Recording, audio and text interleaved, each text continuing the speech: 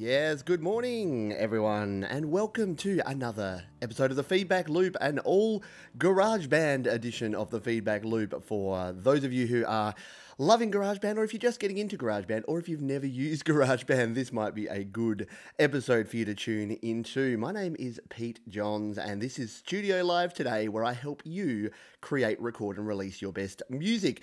Let's just flick away from that screen for a moment. If you are new to the channel here, what I like to do is to provide tutorials, tips, tricks, general rants and conversations all about creating music, especially on the mobile platform. So I use GarageBand a lot on my iPhone, on my iPad, and I talk a lot about it, and I engage with a lot of other folks who are very heavily into GarageBand as well. So that is what we focus on here on the channel, and I welcome you aboard. This is going to be an hour-long stream, hopefully, if we have enough questions and if we have enough comments to get us through the next hour. So if you're here on the live stream, thank you and welcome. And if you have questions, like I've seen one from Alex already, then drop those in the comments as we go along, and we will get to as many of those as we possibly can. I've also got a bunch of stuff to talk about as well, and I'll lead off in a moment with a topic which is what has happened in the last year with GarageBand. So there's been a heap of updates, and I keep a pretty close eye on these things, so I'll be taking a look through those. If you can let me know, give me a thumbs up in the chat if the audio and the video is coming through okay. I always test it as best I can, but it is never super duper reliable. I never have the utmost confidence that that everything's going to work as I planned. So if you let me know, that would be amazing. Hello to Alex, as I mentioned there. We've got Benedict here in the stream as well. Mr. Kenneth Briggs is here. Music for the Soul. Patrick Moonbird. Hello, welcome to you over from the GarageBand users Facebook group. We've got a few folks here chatting and catching up with us today. So as I mentioned, just let me know if you can, if we have audio coming through okay, if it's loud enough, if you can hear me okay, and if it's not too much background noise and other things. So I know it's weird for someone who's into audio like I am. You'd think that it'd be easy to set up live streaming and get your audio sounding right, but it can be, yeah, it could be challenging. So we've got hello. There's a lot of lag. Looks like you're lip syncing. Yeah. See, I've been playing around with the lag in recent times and trying to get that right. There's a delay between my mixer and my camera, and it seems that every time I do a live stream, it gets slightly out of sync. So I have to go back to the drawing board. So I will go back and do some more testing in a moment. Well, in a moment after this show, because yeah, I know it can be frustrating and annoying to see yeah, a lack of synchronization between the audio and the video. So I apologize for that. I will continue testing it. It's a challenging thing. So let's talk about all things GarageBand, and then we'll jump back and I'll say hello to some more folks who've joined us here on the live stream as well. So what has happened? I wanted to do a quick 2018 year in review of GarageBand, because there's been a lot of changes. So since version 2.3, which was the last major update, was released in November of 2017, and that came with it a whole bunch of new features. And what I'll do is I'll put a link to a playlist which has all of my update videos. So I won't go into super finite detail about every single new feature, but I'll sort of go over sort of what we've added, because a lot has been added, but not much has been added. So we haven't had a full version update. We haven't gone to 2.4 yet, which I thought we would by the end of 2018. We're still on 2.3.7. So we're waiting for that big update, but that doesn't mean we haven't had a lot of new stuff. So we started the year in January with the Flex and Flow pack. So that was our sort of hip-hop chill beats. And I know folks like Patrick, who creates a lot of sort of lo-fi music, probably uses some of the Flex and Flow pack. But yeah, let me know if you enjoyed that pack, or if you still use any of those instruments. I haven't used a heap of them yet, but that was the first new bit of content that we got way back in January of this year. That was followed up by another sound pack So the versions went from 2.3 up to 2.3.3 without a whole lot in the way of new features, but we did get those new sound packs, and we got the Toy Box sound pack in March of 2018, which has some pretty cool sounds. I still use some of those sounds, like the toy melodica, and what is it, a marimba, I think. There's a few sort of toy sounds that I use in there that are good for just sort of layering out some of your tracks. So that was not bad, but again, we didn't have a whole lot. Version 2.3.4 all the way through to July before we got our next point update, and that was the schoolwork integration, which I've still never actually used because I'm not a teacher or a student. So I've never used the schoolwork, which is an application within iOS, and it has GarageBand integration. So as I said at the time, anything that gets more kids using GarageBand is good in my book. What we also got there was note labels. So I know this is a feature that's only a tiny thing, but a lot of people are loving this. So the ability to have your note labels right there on your keyboard instruments. So let me see if I can bring up an example to show this. Since I have my my iPhone here live on the screen, let's slide this over here. Let's get rid of my face and bring it up. So if you're wondering what that was, I'll just get my notes out of the way. If you're wondering what the note labels are, there are the ability to hear. So when we actually play our notes, we can actually see, and yes, there will be significant lag because this is using AirPlay to go across. But yeah, we get these little notes, and I know that this is really cool for my children who are learning to play the piano, and a lot of folks who are like, you know, what note am I actually hitting? Oh, I'm hitting a G. Oh, I'm hitting an F. So yeah, the note labels were one of the cooler features, I think, in my view, that we got during the year, way back in July. And then also in that July update, copying in between projects came back. So we lost the ability to copy from one project to another, but then that came back in July, which is really handy because it means if you've got a track in one project that's sounding good, you can copy it and then you can paste it over into another song, like another complete project, which is really cool. The September saw version 2.3.6. So I'll just bring this back over here so I'm not looking off camera. Version 2.3.6, which had MIDI. So that was the update, the release of the MIDI. So we still don't have MIDI output, which we'll talk a little bit more about later, but we have MIDI input, or MIDI import, more to the point. So we can import MIDI files. That came with it a bunch of new MIDI loops, a bunch of new drummer loops, and a bunch of other cool ways to create sound. So it's really been the year of adding sounds. So we still don't have a new guitar sound. Yeah, I know. Well, we do, but not a good guitar sound. So yes, we're getting new sounds, but we don't have orchestral stuff. We don't have new guitar sounds. I'm still waiting on those ones.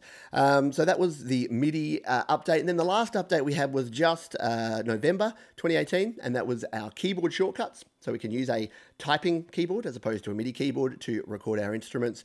We got the wah stomp box pedal, which is a new pedal, and then we got the new songwriter drummers as well. So we got, I can't remember their names, but we got the scientific method and the laid back cafe songwriter, whatever they were called, we got those in. And then we got a fun little tweak, which is actually one of my favorites, and I think someone just mentioned it in the chat here. We got the new drum machines. So we got the Lin drum and the 808 and the 909 and all those cool vintage drum machines that came in, and they dropped just in December of 2018. So yes, it's been a big year in terms of quantity of updates, but in terms of the actual, I guess, impact of those updates, there hasn't been anything big, and I really thought that we get version 2.4 before the end of the year.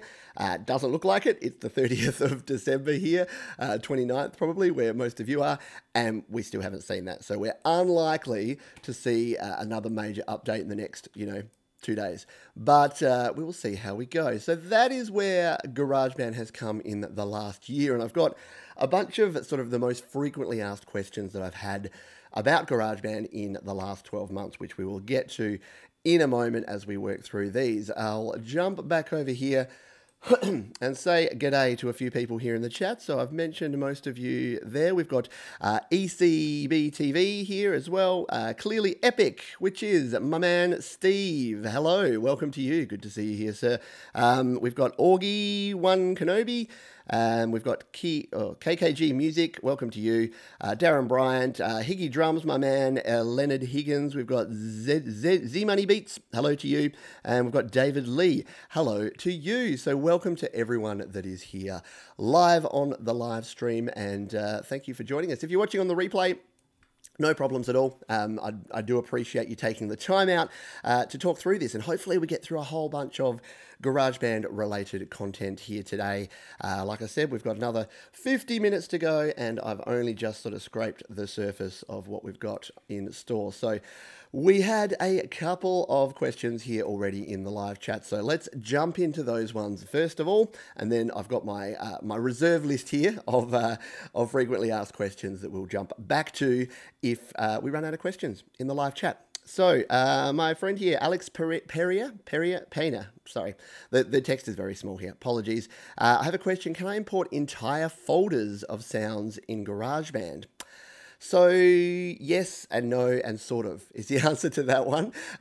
So if you're referring to a folder of GarageBand sounds, so if you're talking in terms of having like a folder of WAV files or a folder of MP3 files, you can actually transfer that to your iCloud drive or put it onto on my iPhone or on my iPad device and then import those into GarageBand. But you can have the folder there, but you still need to add them one by one, if that makes sense. So if you have a folder that has a bunch of different files, and I'll show you an example in a moment on the actual iPhone, but if you've got a folder of different sounds, you can bring those in as loops, but you do have to do it one by one. In fact, let's bring up the iPhone again, and we'll show you what I mean here with some importing.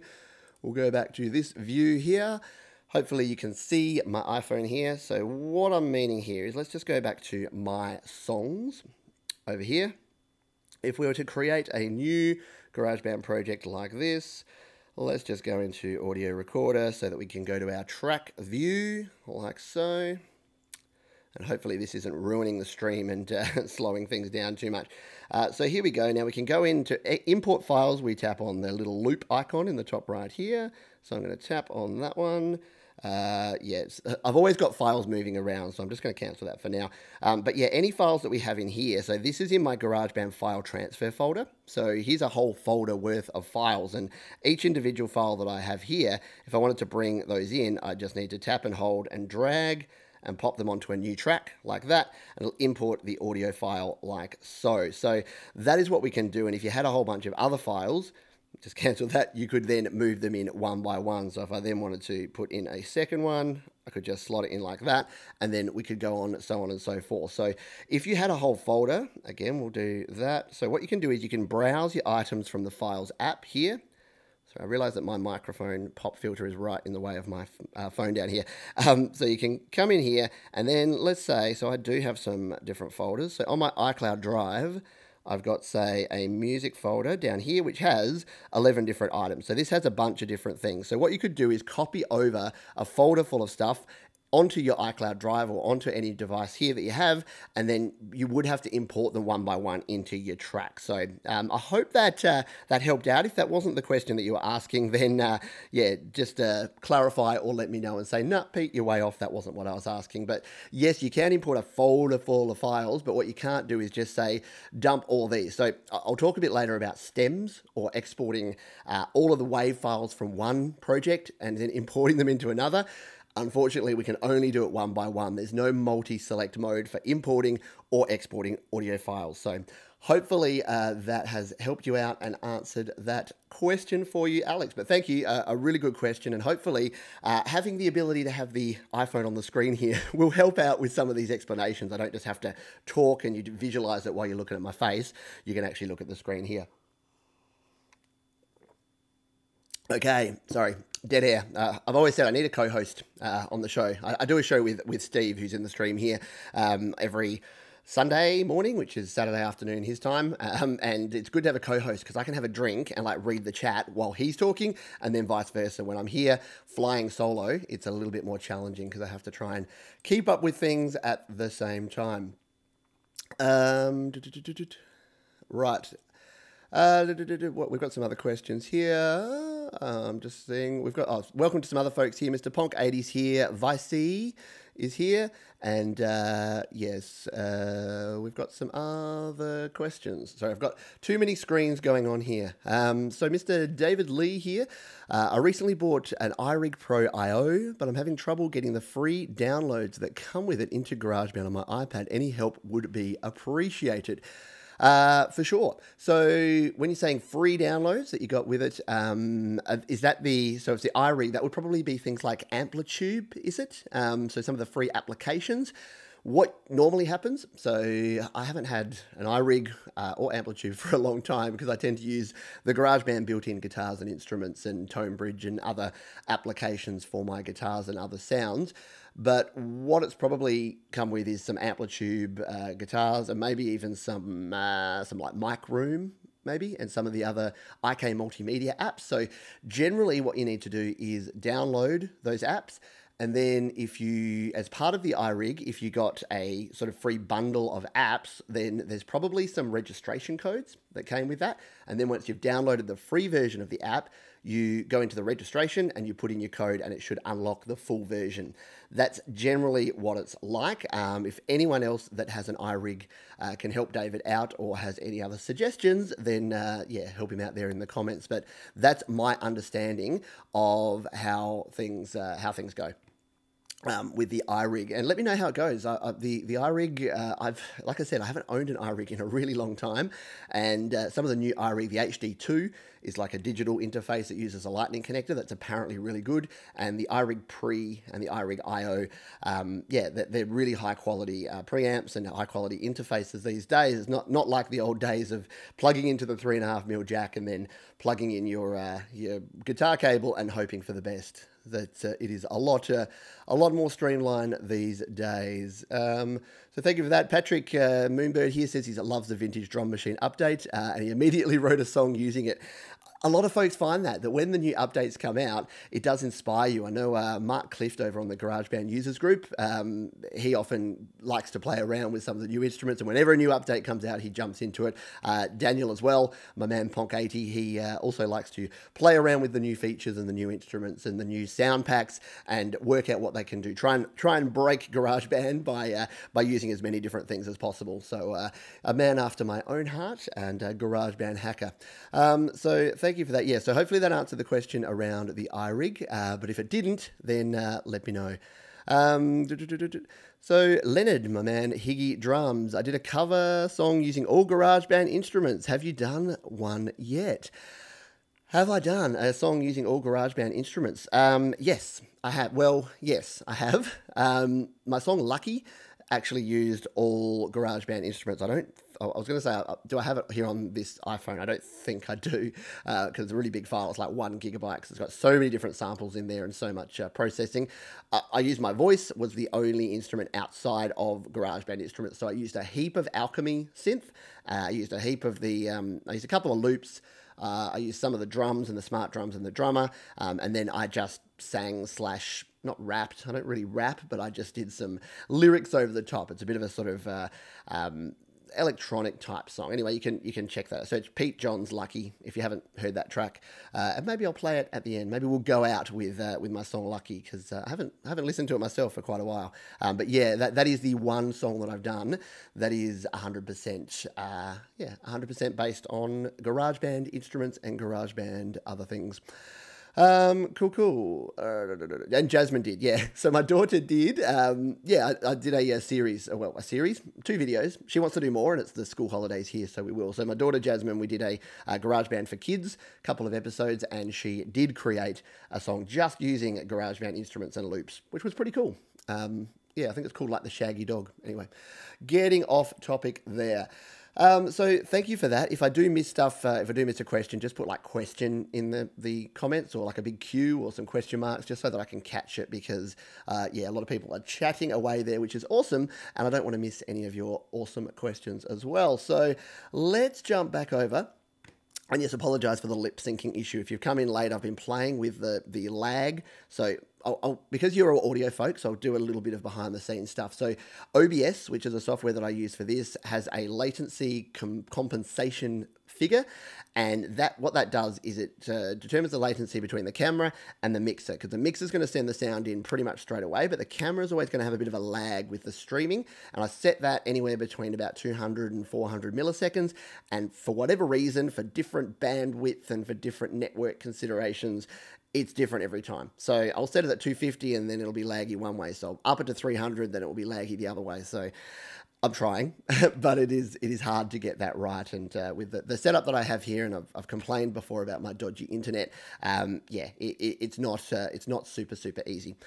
Let's jump into some of the frequently asked questions that I've had for the last year. So I've got like 10 or maybe 11 of these that are the questions that I've been asked over and over again. Most of these I've responded to in videos through the year, so I'll let you know if there's a video about them as well. And hopefully, if I get the time at the end, I will collect up all of the different links and go back and link those so that you can get more information. But let's jump into these now, because one that I'm getting a lot at the moment is, can I export stems from GarageBand? I think I alluded to it earlier when I was talking about importing and exporting audio files.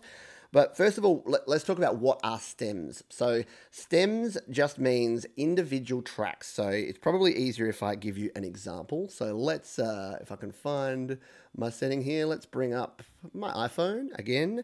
And let's go to one of my more recent songs here. Where am I? We'll go into on my iPhone, GarageBand, and then let's use this one, Never to Blame, because there's only a few tracks, and I've actually been playing around with this already. But what would happen is, here's my song, Never to Blame, and it's got, as you can see here, 1, 2, 3, 4, 5, 6 tracks. So it's a very simple, basic sort of song.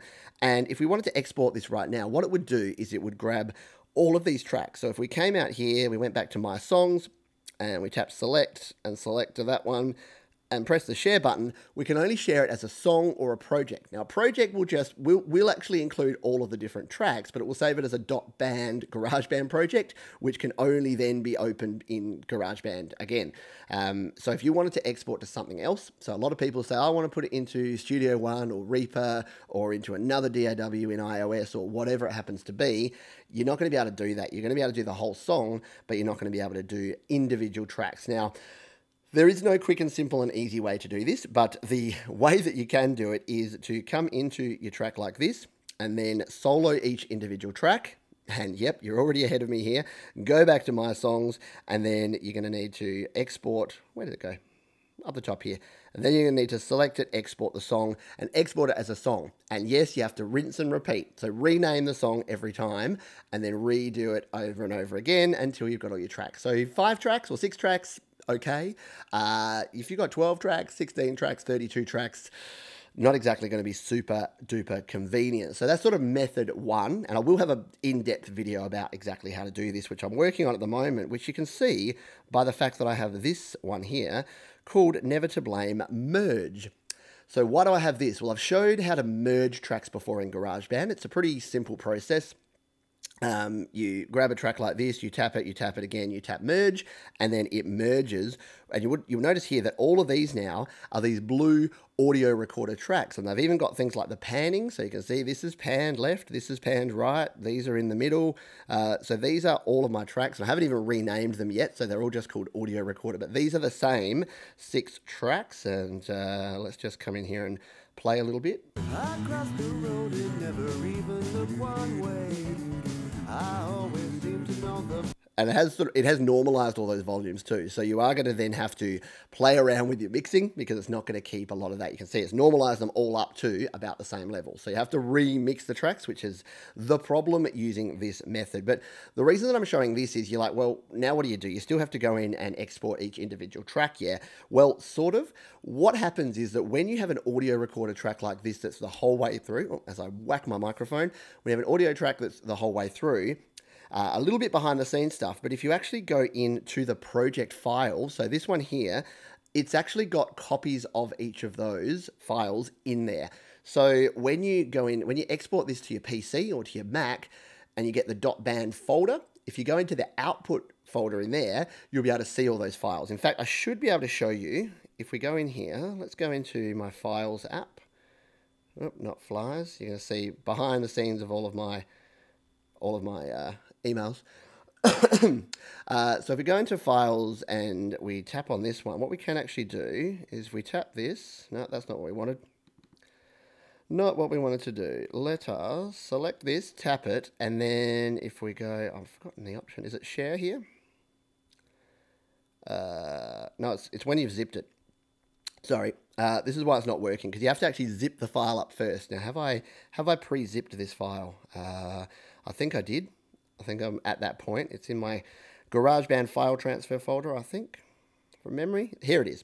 So in files, if you've zipped a file, and the very last video I did on the channel here was about how to zip and unzip a file. So if we go to this nevertoblame.zip for version 5, and we tap on that, what it will do, it will open up the file, but it will give us a preview of all of the files inside. So this little thing up next to done, the little list icon, if we tap on that, it shows us all of the things that are inside here.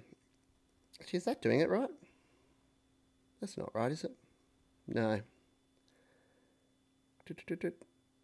Oh. No, I've not done this correctly. It's, preview content. Okay, preview content first, because it was giving me everything in the folder, not everything in the zip file. Okay, now we're good. Preview content, we're going to tap on the list there. Now, here we go. So this is what is inside a .band file. So if you've ever wondered, what does GarageBand actually store in that .band file? This is it. So we've got some cache info there, then we've got a bunch of images. So these are just like little snapshot photos of what your screen looks like when you're recording. But the interesting ones down here are our media files. So you can see here, we've got a bass track, we've got our merge tracks, we've got a bunch of nice rooms there.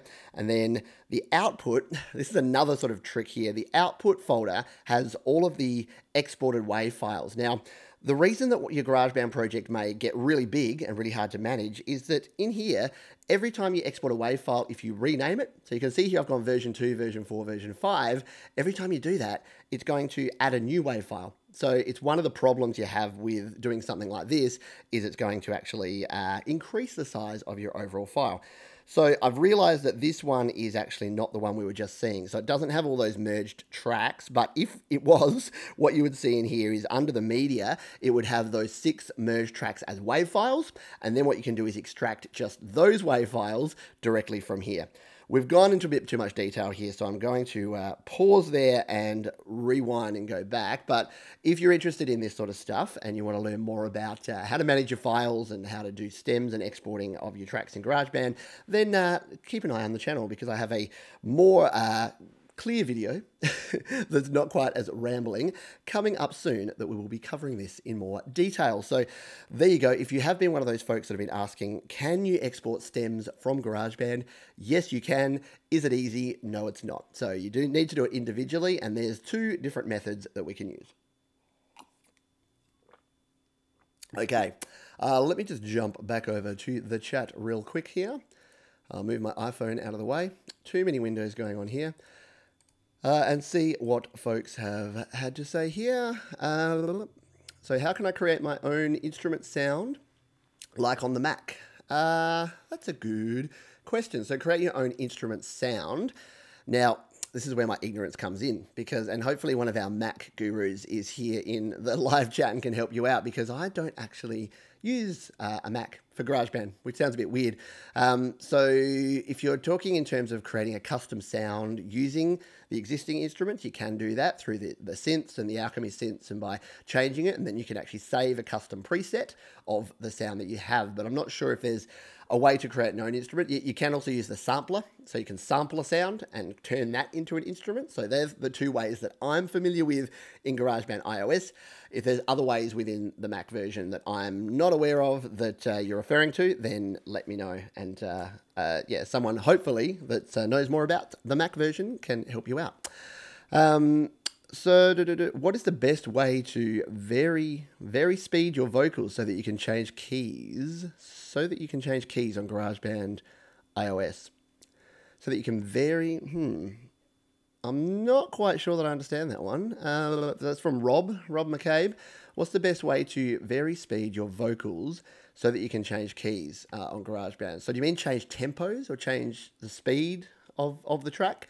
Maybe just give me a little bit more information on that one, and I'll try to help you out. The challenge with GarageBand iOS is that you can't change time signatures, and you can't change you can change keys, but you can't change time signatures, or you can't change tempos during the song. Once it's set, that's kind of it. So it does make it a little bit more challenging than in other platforms where you can have more control over that. So sorry if I haven't answered that, but yeah, maybe just give me a bit more detail. Question. So Peter Wright, to my last question. Let me see, where was your last question? I can't find your last question. Sorry, Peter.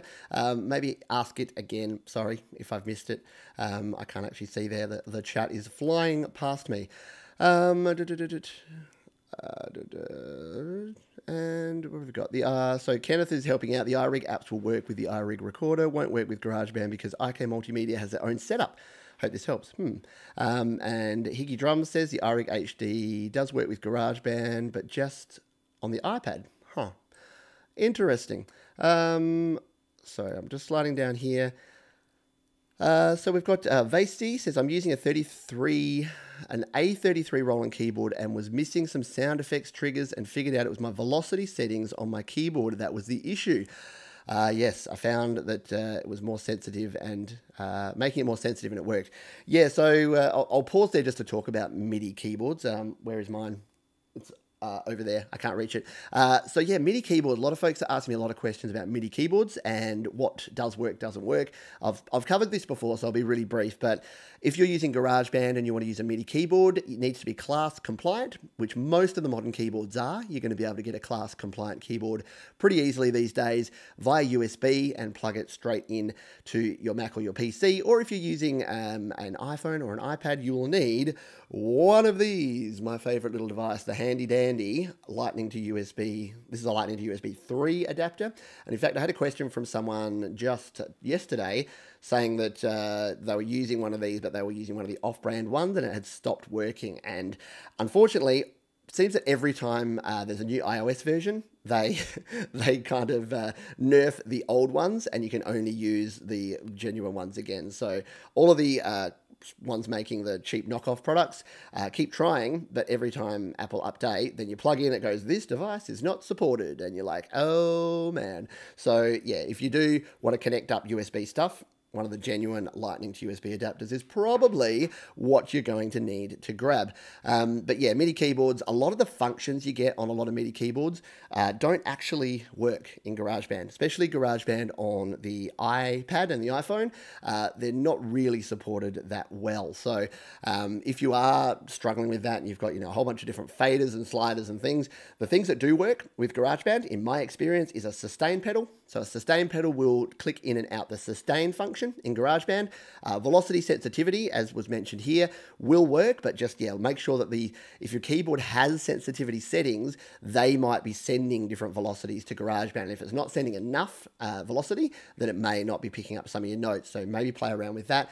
Your pitch bend wheel will be sent, and your modulation wheel will send some to some instruments. Some of your synths and your Alchemy synths will have modulation, but not all of your instruments will. So that is about it. So if you've got a bunch of other knobs and faders and sliders and cool stuff on your MIDI keyboard, it's probably not going to be compatible. You'll still be able to use your keyboard, but you won't be able to use those additional features with GarageBand. So I hope that makes sense and helps out if you are getting into the awesome world of MIDI keyboards in GarageBand.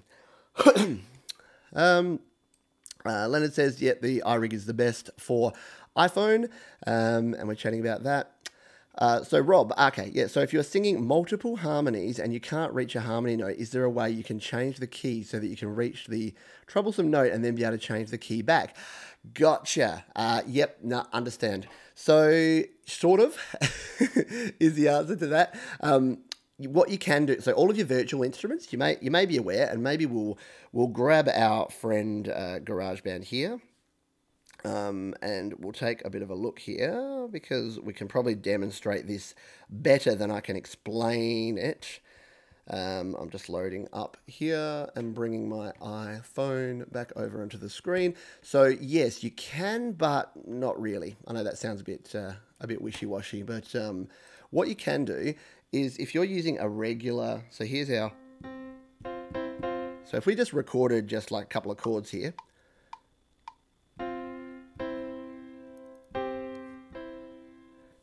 Yeah, great performance there. And went back to track view mode here. On this track, we'll just solo it. Then, yeah, you'd be aware that what you can do is you can transpose directly in here when you've got a virtual instrument. And I'm saying that a lot because that's the key here. So we can come in here to settings and we can transpose this. So we can take it up an octave like this. And then, or you can transpose it using any other settings. So you can take it up octaves or semitones there. You can also come in here and edit it and then just move it around. So you could just grab all the notes. So if we zoom all the way in here, we could just grab all of these like that, and then you can move them to a different key, and then you get a different sound. So that's all cool. And then the other thing, which is probably what you're referring to, is that we can come in here and we can change the key signature. So at the moment it's in C major, and if we have follow song key on, we can say push it up to A, and then it will actually change our notes of our song to actually match. So I'm just going to undo all of this because I'm ruining my track here by putting all these on here. So that's what you can do. Now, in terms of vocals, it doesn't work that way. So unfortunately, the vocal sound is an audio recorder track, and there's no real way. So if we go in, say, to this vocal here, and we tap it, we'll go to settings. You'll see here we've got gain, we've got looping, we've got reverse. So we can reverse the sound for what it's worth, but we can't actually do anything in the way of transposing or changing it up. You can in the sampler, as I mentioned before, but that's not really going to help you with like a whole vocal line. The only real option that you have, and it's not going to sound amazing, is using the vocal transformer plugin. And I've got a video all about it, so if you search Pete John's vocal transformer, you'll be able to find out how to use it in more detail. But basically, if we come into our plugins here, plugins and EQ, I'm going to have to remove one of these.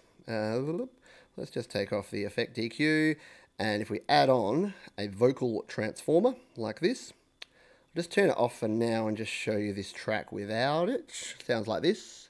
I crossed the road and never even look one way. And what we can do is come into the vocal transformer, turn it on, and then we can actually pitch up and down. So these are semitones. So if we want to go up an octave, let's go 12 and hit play. I always seem to know the perfect thing to say. And you can instantly hear the problem with this is you get some of those artifacts and some of those things in there. You can change the formant to kind of change the sound a bit. And I don't even run out of time when I post. You know I'm such a special. So yeah, so that's why my short answer was no. The longer answer is yes, but would you want to? Probably not. So you're not going to get the best quality. Now, there are other pitch shifting plugins and things that you can use in GarageBand. I haven't come across a really good quality one that's going to help you out with this sort of thing. So yeah, like I said, not really simply, but if it's a backing vocal or something like that, I have used this for backing vocals, the pitch shift, and you could even use, there's another, one of your microphone options here is extra singer. So if we put extra singer on, and I crossed the road and never even look one way. So you can instantly harmonize with yourself by using the extra singer setting. Again, let's undo that so I don't ruin my song. So hopefully that somewhat answered your question there, my friend. And yeah, and let me play around with some cool stuff. Some cool GarageBand effects. Alrighty. Where was that? Yep, so that was Rob. Yeah, hopefully that helped you out. Play around with it and see what you come up with, and then share it with the rest of us, because I always love to hear what people come up with and how you do things. Hello to Daisy Fernandez. Welcome to you. Welcome to the live stream. Good to have you here. Peter Wright, my question was, is there any way you can send a track you have recorded on WhatsApp, as most people I know only know how to receive stuff on WhatsApp or by text message? I'm going to admit here that I know virtually nothing about WhatsApp. So what I'll tell you is what I know about the other sharing platforms. So things like Messenger, Facebook Messenger only lets you send up to 2 minutes of audio and doesn't let you send very many other file types. And to do what's something like text messages and iMessage from Apple are pretty similar. You can send like an M4A file using iMessage, but it's a little bit hit and miss in my experience. The best way that I found is to use a cloud storage service. So use Dropbox or use Google Drive. And let's give you a quick crash course in this, because what I think is that whenever you're sending audio, send a link, because A, the other person doesn't have to download a whole bunch of stuff, and B, pretty much every messaging platform and email and everything in the world supports a link. So if you send a Dropbox link, it's going to be a lot easier for folks to actually get to than if you send anything like an actual file. So let's show you what I mean here. We'll come out here now. I'm going to go back to my Files app in here, go to Files. And you'll notice here, is my Dropbox integrated on this phone? I don't think it, yeah, there it is.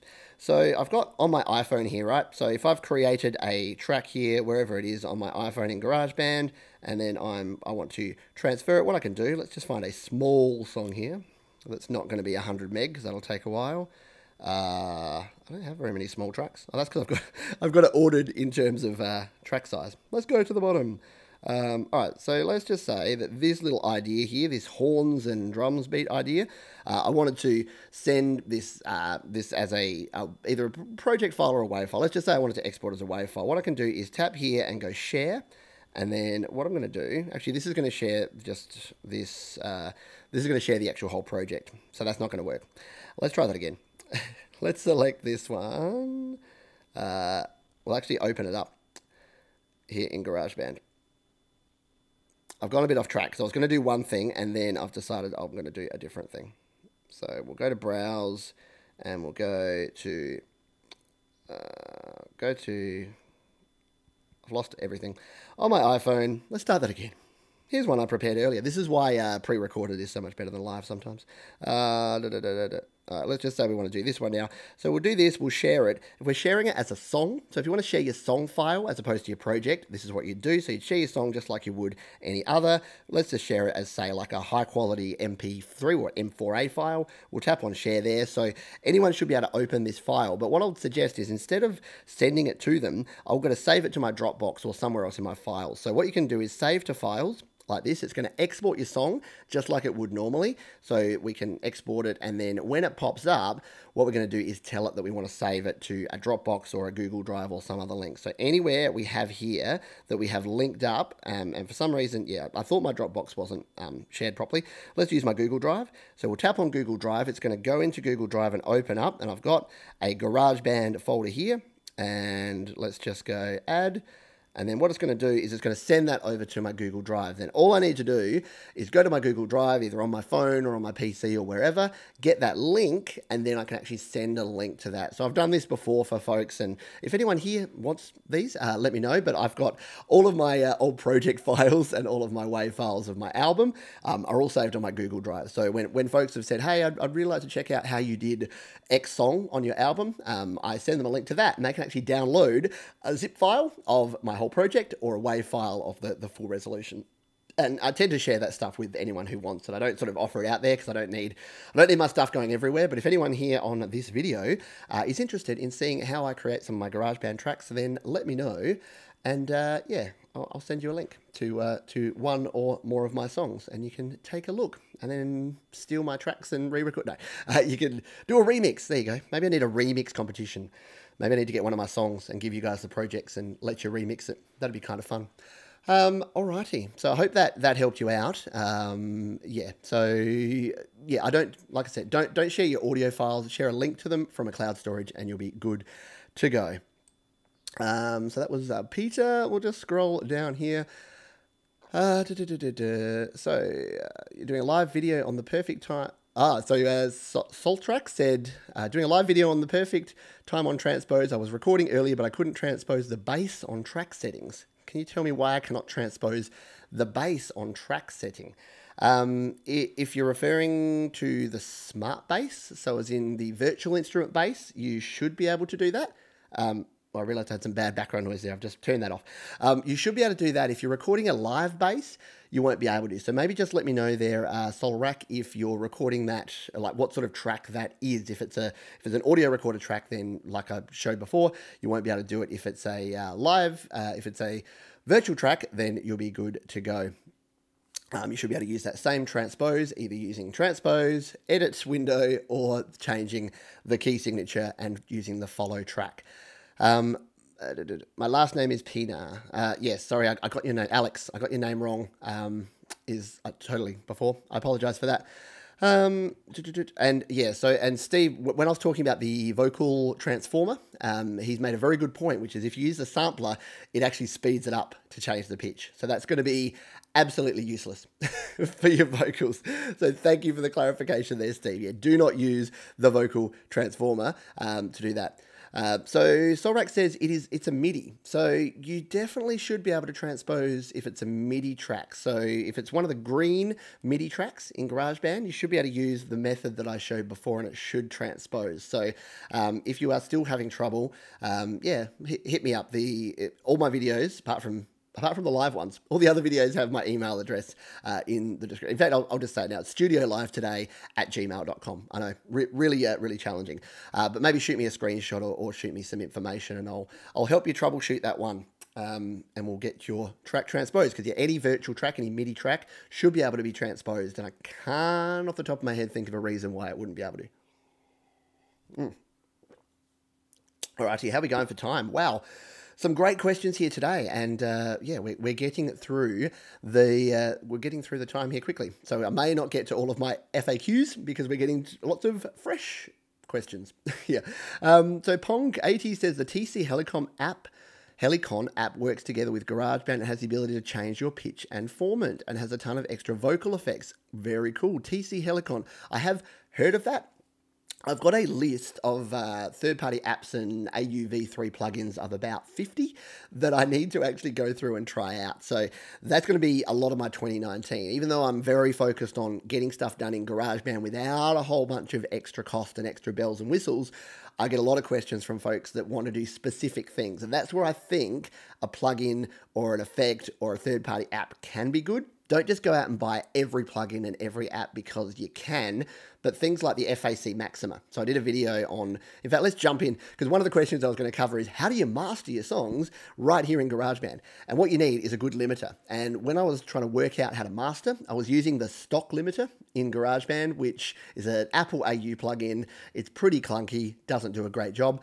I got the FAC Maxima plugin, and that is an excellent limiter and does an amazing job. So if you want to do a specific thing and you get a tool to do it, it's like, yeah, I'll give you some weird analogy here, but it's like if I go out to buy a tool, if I need to screw in I was changing a door handle the other day and I did have a screwdriver, but let's pretend I didn't have a screwdriver. Would I need to go and buy like a 160 piece toolkit to screw in one screw to change a door handle? Or would I go and buy a $5 screwdriver? I know what I would do, but I also know what a lot of other folks do. They're like, well, while I'm here, and yeah, the hardware store is a bad example, because when I go to the hardware store, I'm like, ooh, shiny things, stuff, and I'm not even very handy at all. But yeah, the same sort of thing with plugins and effects and different things that you buy. Don't just go out and get stuff, because I've done it before. We've all done it before. There's so many things that are sitting on my iPhone that I've never used, and I've paid $10, $15, $20 for these things that I've never used. So buy the tool you need to get the job done that you're doing right then, and then it's in your toolbox, and then you can use it in the future. Don't buy stuff and don't use stuff that you don't actually need, because you're just going to waste your money. Yeah, so very quickly on the mastering thing, I've got a bunch of videos. In fact, I've got a whole playlist of videos if you search Pete Johns mastering. My recommendation at the moment is still Final Touch on the iPad. That's my favorite mastering app. But if you are using just GarageBand, I have also done a track. I can't remember which one it was, but I did a track where I just mastered it in GarageBand using the stock stuff, and it came out sounding fine. Like, it was a good, decent quality master.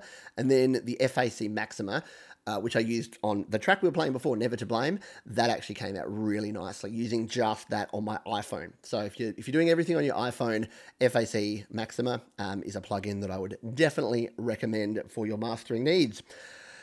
I've got a few more questions here. So Pete says, that answered my question fully. I ain't ready to send anything yet, but was just wondering how you do it when I'm ready. Yep, awesome. So glad that helped you out, Peter. So yeah, just share it to one of your Google Drive, your Dropbox, your whatever, and then share that link on whatever service it is, and you'll be good to go. So Michael Purcell, will you be doing more songs with your wife on vocals? She has a great voice. Well, thank you. I will tell her that, and I hope so. So yeah, we're both actually on holidays, on vacation at the moment. So we've got plenty of time. The kids are around, so we don't have all the time. But yeah, I would love to work on some more covers or even original songs. She actually, I sneak her into the background vocals on a lot of my songs. So on my song Your Opinion, she sang some background vocals on that. She did some of the backgrounds on There's No Such Thing as College as well. And then, she did the Addicted to Bass, which is the track, an old Australian classic from the 90s that we did together. So yes, I would love to do that. And my children are starting to get very into music too, so I'm sure that there will be more John's family collaborations in our near future. So thank you, Michael, for the question there. Neo Radio, can you change tempo in GarageBand song without making another project? No. So you can't. Unfortunately, is one of the things. I was reviewing this morning my GarageBand feature wish list. I had a wish list of that I did 8 months ago, which is 10 things I would love to see in GarageBand. And one of them was the ability to do exactly that, which is to change tempo and change key signature. Not key signature. What was I saying? Change tempo and change whatever I was saying. Time signature. Thank you. Change tempo, change time signature. We don't have that ability to, and we can't do it now. So the only way to do it, and I think I saw a video from Gypsy Joe Train, my man Joe Hocking, this morning over on the GarageBand users Facebook group, where he was actually talking about that he did a track, and you have to basically have two complete projects and then merge them together as WAV files into a master. And maybe this is something I need to do. I probably need to do this with a time change or a tempo change in GarageBand. You basically need two different tracks. Bring them together right on each other. So finish one, start the other, and then merge them together and do your mastering. So it does mean you can't ever kind of listen to your whole track together as you're recording and as you're mixing. Bit of a pain in the butt. Hopefully we get that fixed at some stage soon. So from Study with Sound, Pete, did you use iRig to create your project? What I actually use is my Steinberg. Here it is, handy. I always have it. Except it's attached. I always have it within reach because I refer to it in almost every video. But this is my audio interface of choice, the Steinberg UR12. It's a tank. It's got a really nice mic pre. It's got a 1/4-inch input there for my guitars. It's got a nice mic amp as well. And it can be powered by a little USB power brick here, and then connect via USB. So this is what I use. And these things are, I think they've gone back up now. They were like $49 for a while on Amazon. So they are ridiculously cheap, especially compared to the iRigs. A little bit more bulky, so not the portability. And you do need, in conjunction with that, your Lightning to USB adapter to connect that to your iPhone or your iPad. But it is super, super duper flexible, and I'm using it to record the song that I'm doing right now as well. So yeah, if you want to pick one of those up, check out studiolivetoday.com/gear. Has my full list of recommended gear that I use, and I think I've got some links to some of the iRigs that I have used in the past as well in there. If not, hit me up, shoot me an email, and I'll let you know. We've got some more questions here. What is the difference between generators and instruments? So this is from Puddingtane in GarageBand. So in GarageBand iOS, so generators, it depends on the definition. So there's a few different definitions of generators. Most of the time it's sort of referring to sort of tone generators or response generators, which are a bunch of different things that they're not really compatible with GarageBand. It's not really a term that's used in GarageBand iOS. I'm not sure if it's used in the Mac version, but yeah, as far as GarageBand iOS goes, doesn't really sort of factor in. So I don't really know. It's the short answer to that one. You can tell that I'm just stumbling over that. So yeah, I don't use the term generators, and usually it's, yeah, like I say, it's tone generators, or it's room tones, or it's room sounds, or it's like response tones that you sort of add to your tracks that actually give it a different feel, make it feel like it's in a different spot. So yeah, sorry I can't give you more information. Maybe someone else has some amazing information about generators that I'm completely missing and spacing on, because I've been talking for nearly an hour solid. So Alex P, I'm looking at buying Voice Rack FX app from TC Helicon. Do you have it in your app collection? If you do, what's your opinion of it? I have. That is a good question. Do I have that? I have a demo version of it, I think. I'm just checking here. I'm looking at my iPhone to see what I have. And this is a sad thing. This is what I was talking about before. Like, I have stuff that I've completely forgotten that I even have. Yeah, I do have Voice Rack FX. I'm opening it and it's crashing. So, oh, there it is. Yeah, so I can't remember if I bought it or if I have a test version of it. But I haven't used, oh yeah, look, and it's opened up to Pitch Assist Room. So that's sort of its plugin. But I think it's auto-tune plugin. I think Ponk80 was saying before that he has used it somewhat. Yeah, I need to explore it a bit more. So sorry I can't give you a definitive answer and say yes, it's awesome, or no, it's not worth it. But like I said, I can't remember if I bought it, or I think I may just have some sort of demo version. I think once I go in and play with it, I'll realize that I've only got the demo version. But yeah, good question. I will try to get onto that. I'll add that to the ever-growing list of things that I'm going to check out in the future. Nelly 16. Oh, thank you for the incredible work. Thank you for watching. Honestly, to all of you. Yeah, it would be, if I would probably still do this. You can probably tell that I like to talk and I like to talk about audio. And yes, I like to talk a bit too quickly sometimes. So apologies. I will try to slow down. Take a breath sometimes. So yes, I do like doing this, and I may well do it even if no one was watching, but the fact that people are engaging, asking great questions, producing amazing music, like over the last, how long have I been doing this? 3.5 years, I've been creating my music, but the more rewarding thing is seeing you folks actually creating new music and sharing your music with me and showing me what you've done, because I've seen people go from never using GarageBand before to producing these epic, amazing, like 32-track extravaganzas and sounding really amazing too. So really focusing on good quality songs, good quality recording, and good quality mixing and mastering, and you can get amazing sounds in GarageBand. But I don't need to tell any of you folks that, because you wouldn't be watching an hour-long stream about GarageBand if you didn't like GarageBand, unless you were particularly masochistic and like those sort of things. So Joe, hi Pete, do you use only the guitar and bass amps in GarageBand iOS? Almost exclusively. So yes, and again, that's another thing that's on my list, because in fact, let me bring up my, oh, I've lost my phone streaming, have I? Yeah, I've lost my mirroring. Let's mirror my phone back over to here. I'm going to go overtime here, by the way, folks. Sorry, I'm going to go about 5 minutes over because, yes, it's there's a lot going on. But if I bring my phone up onto the screen here, and I'm not going to get to any more of those FAQs, which is a bit sad, but that's all right. Next week, hey?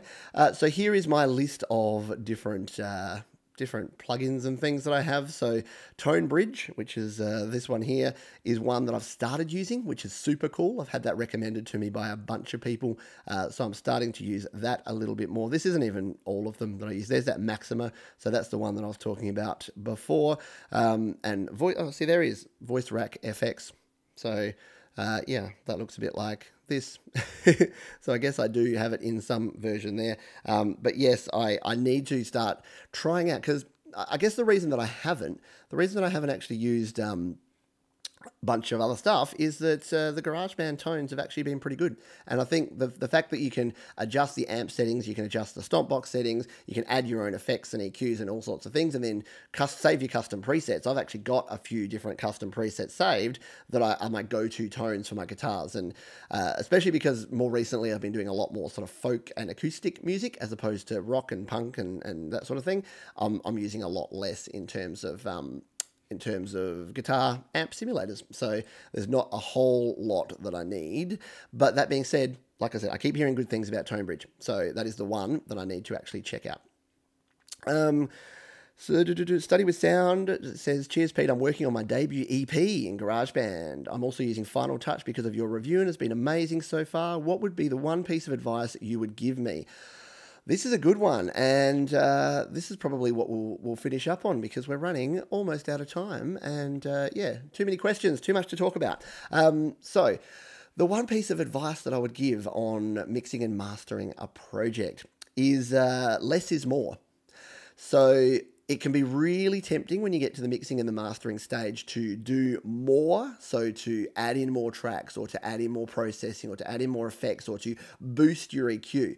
But if you think in terms of what you need to remove first, you are going to get a better sound. So what do I mean by that? Well, if you think in terms of EQ, a lot of people will add EQ. They're like, oh, this needs more bass. Well, maybe it needs more bass, but maybe it actually needs less treble. So maybe you need to drop the treble down as opposed to boosting the bass. A lot of people at the end of their mix or at the end of their master, they're like, oh, it sounds okay, but now it's like it's all sort of crunchy and it's like it's pumping and it's all harsh and I can't get it to be like this. I can't get it to sit down and settle down. Well, it's probably because you started here, your mix went to here, and then your master went to here. You're hyping it at every step, and by the end of your track, it's going to sound overwhelming. So that's why I say when you're recording, record at a lower level than you think you should to make sure that you don't clip. When you're mixing, mix at a lower volume. Give yourself as much headroom. And GarageBand is tough because it auto-normalizes, but it's even more important then not to have your tracks pumped all the way up. Keep your tracks down low so that you can keep a nice level mix. And then when you're mastering, yes, you want to add some limiting. Yes, you want to compress and make sure it's radio ready and going to be competitive, but don't go nuts. Don't go, hey, this sounds really good and hype it up, because it's not. And then the final bit of advice is listen on a bunch of different places. So once you've got your final master, grab it, go to your car, listen there, listen on a pair of headphones, listen on monitor speakers, listen on your home stereo, on a boombox, on a Bluetooth speaker, as many places as you can, because you're going to pick up different things. And you're going to have to find a mix that works the best across all of those. You're not going to be able to make it perfect on every device. So you need to make some compromises between your bass and your treble, between it being too full on and too much reverb and too much compression. So you asked for one piece of advice. I gave you about 7, but the one piece that I'll come back to is less is more. When it comes to mixing and mastering, sometimes less is more. So that would be my piece of advice there. So thank you for all of your questions there. Sorry, there are another couple that are just there. I will jump in the comments straight after the live stream, but I do need to keep it to around about the hour, and we're already 2 minutes over. So I'll hang around in the live chat for about another 5 minutes after the show. If you do have questions, jump in there, or as always, you can leave comments on this video. So after the video, if you did like it, if you got some value out of this, if you found some of the information in here useful, I would love it if you liked the video, left me a comment, let me know what you think, or any other questions, because you may be sitting in an hour's time and go, oh, I really wish I asked about this or that. Then it's not too late. I'm always down in the comments answering those questions. So thank you. This is my last live stream of 2018, so thank you massively to everyone's support. There's a bunch of people here, Pon Katie, Mr. Steve Mara, a bunch of other folks who have been, Mr. Leonard Higgins, who have been massive supporters over the last 12 months, and a bunch of folks that have just come on board recently who are also supporting here and doing an amazing job. Love having you all around and on board. That is going to do it for this one. I did say we would go out with a song, didn't I? So let me cue that one up while I'm going here. In a move I should have done earlier, I'm going to bring up now. Hopefully I can play my own YouTube video on my own YouTube stream. I'm sure I can. Surely that wouldn't be against the rules. Let's bring that up. I totally should have done this earlier because it's taking a really long time now. Just talk amongst yourself. We'll just rant for a moment here. But here we go. It is coming up here now. This is probably going to crash and burn. So what I'm going to do is I will play, because I am very lucky. And someone asked me earlier about a track that I created that used just GarageBand instruments and just GarageBand tracks. I will play my song here. We'll bring up the screen here. We'll play my song Lucky, and we'll go out with this one. This is my music video that I shot 100% on my iPhone 5S, would you believe? Yeah, not the greatest camera in the world, and I edited it in iMovie, as you'll be able to see, and this is my song called Lucky. Thanks again for everyone, for all of your support, and for being here on the live stream. If you're watching on the replay, thank you to you as well, and I will see you all on the next video. Cheers.